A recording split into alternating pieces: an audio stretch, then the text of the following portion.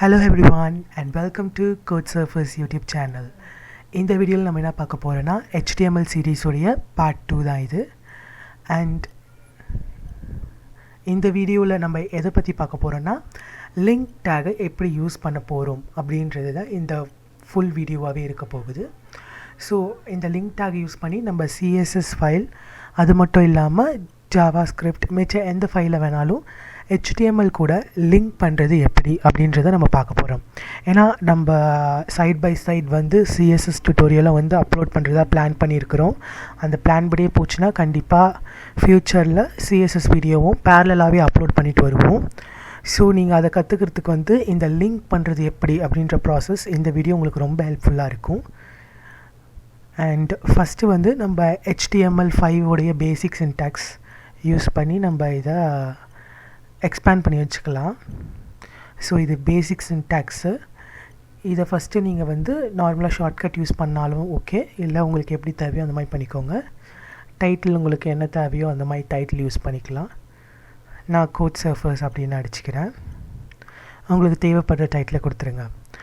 And இப்போ வந்து நம்ம எப்படி வந்து லிங்க் டேக் எங்கே கொடுக்கணும் அப்படின்னா இந்த ஹெட் அப்படின்ற செக்ஷனுக்குள்ளே தான் நம்ம வந்து லிங்க் டேக்கை கொடுக்கணும். அந்த ஹெட்டு ஆரம்பிக்கிறது முடியுது இல்லையா, கரெக்டாக அந்த டைட்டிலுக்கு கீழே ஹெட்டுக்கு டைட்டில் கீழே நீங்கள் கொடுத்துக்கலாம் லிங்க் டேக்கை. அண்ட் இந்த கோட் ரன் ஆகுறது எப்படின்னா ஒரு லைனாக படிச்சுட்டே வரும். அப்போ கரெக்டாக டைட்டில் கீழே வரும்போது இந்த லிங்க் டேக் வழியாக CSS ஃபோல்டருக்கு போய் CSS ஃபைலை படிச்சுட்டு அதுக்கப்புறமா தான் உங்களுக்கு இதெல்லாம் எக்ஸிக்யூட்டே ஆகும். ஸோ இதில் பார்த்தீங்கன்னா நான் லிங்க்குன்னு அடித்த உடனே கீழே பார்த்தீங்கன்னா CSS அப்படின்னு ஒன்று இருக்குது. ஸோ அந்த ஆப்ஷனை கிளிக் பண்ணிட்டீங்கன்னா லிங்க் REL ஸ்டைல் ஷீட் அந்த மாதிரிலாம் உங்களுக்கு கொடுத்துருப்பாங்க. இந்த REL அப்படின்றது வந்து ரிலேஷன் அப்படின்னு அர்த்தம். இப்போது இந்த HTML ஃபைலுக்கும் அந்த இன்னொரு ஃபைலுக்கும் என்ன ரிலேஷன்னு கேட்குறாங்க. அது வந்து ஸ்டைல் ஷீட். CSSன்றது அது அந்த ஸ்கெலிட்டன், HTMLன்றது ஒரு ஸ்கெலிட்டல் ஷீட்டு, அதுக்கு ஸ்டைல் கொடுக்கறது தான் இந்த வந்து CSSன்றது. ஸோ அதோட ரிலேஷன் வந்து ஸ்டைல் ஷீட் அப்படின்றத சொல்லிடுறாங்க. நெக்ஸ்ட்டு இந்த href அப்படின்றது என்னென்னா அந்த லிங்க்கு இப்போது எந்த இடத்துல வந்து அந்த CSS ஃபைல் இருக்கோ அந்த ஃபைலோடைய அந்த நேமை நம்ம வந்து இங்கே கொடுக்கணும். ஸோ இப்போ வந்து நான் வந்து புது ஃபைலே வந்து க்ரியேட் பண்ண போகிறேன். மேலே ஃபைலை கிளிக் பண்ணி நியூ ஃபைல் கொடுத்தோம் நீங்கள் க்ரியேட் பண்ணிக்கலாம். அப்படி இல்லைனா அந்த ஃபோல்டர்லேயே வந்து அந்த பேஜ் மாறி போட்டு ஒரு ப்ளஸ் இருக்கும், அதை கிளிக் பண்ணிங்கன்னா கீழே ஒரு டைலாக் பாக்ஸ் மாதிரி ஓப்பன் ஆகும். அதில் style.css அப்படின்னு அடிச்சுக்கிறேன்.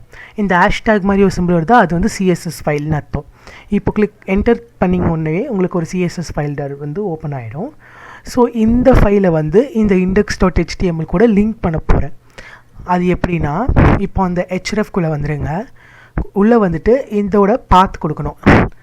இப்போ இதில் வந்து style.css அப்படின்னு நான் அடித்த உடனேவே இந்த இடத்துல உங்களுக்கு வந்துருச்சு. ஆல்ரெடி நான் ஸ்டோர் பண்ணியிருக்கிறதுனால, அதுவும் VS கோட் யூஸ் பண்ணுறதுனால இப்படி வந்திருக்கு. அப்படி இல்லைனா நீங்கள் நோட் பேட் யூஸ் பண்ணுறீங்கன்னா நீங்கள் அந்த ஃபைல் எங்கே ஸ்டோர் பண்ணிக்கிறீங்களோ அந்த ஃபைலுடைய பாத்து தேவை. அதில் காப்பி பாத் அந்த மாதிரி இருக்கும் பாருங்கள். ரைட் கிளிக் பண்ணிங்கன்னா காப்பி பாத், அதை கிளிக் பண்ணி இந்த hrefல இருக்கிற அந்த டபுள் கோட்ஸ்குள்ளே நீங்கள் அந்த பாத்தை வந்து ஸ்டோர் பண்ணணும். அப்போ தான் அதை கரெக்டாக அந்த பாத்தில் போய்ட்டு அந்த ஃபைலை ஓப்பன் பண்ண முடியும். இல்லைனா ஓப்பன் ஆகாது. சில ஃபைல்ஸ் அந்த மாதிரி தான் பண்ணோம். VS கோடு இருந்ததுன்னா உங்களுக்கு ரொம்ப ஈஸி, நீங்கள் இந்த மாதிரியே கொடுத்துக்கலாம். நெக்ஸ்ட்டு வந்து script.js ஜாவாஸ்கிரிப்ட் ஃபைலை வந்து எப்படி வந்து லிங்க் பண்ணுறதுன்னு பார்க்கலாம். ஜாவாஸ்கிரிப்ட் மோஸ்ட்லி எப்படின்னா நம்ம ஸ்டைல் ஷீட் வந்து ஃபஸ்ட்டே வந்து லோட் ஆகணும். ஆனால் ஜாவாஸ்கிரிப்ட் வந்து கடைசியில் லோட் ஆனாலே போதும். கடைசியில் தான் மோஸ்ட்லி லோட் பண்ணுவாங்க. ஏன்னா ஸ்கிரிப்ட் ஃபைலை ஃபஸ்ட்டே லோட் பண்ணால் வெப்சைட் வந்து ரொம்ப ஸ்லோவாக இருக்கும். இதுக்கு பார்த்தீங்கன்னா நீங்கள் லிங்க் டேக் யூஸ் பண்ணலாம். அப்படி இல்லைனா ஸ்கிரிப்ட்னே ஒரு டேக் இருக்குது.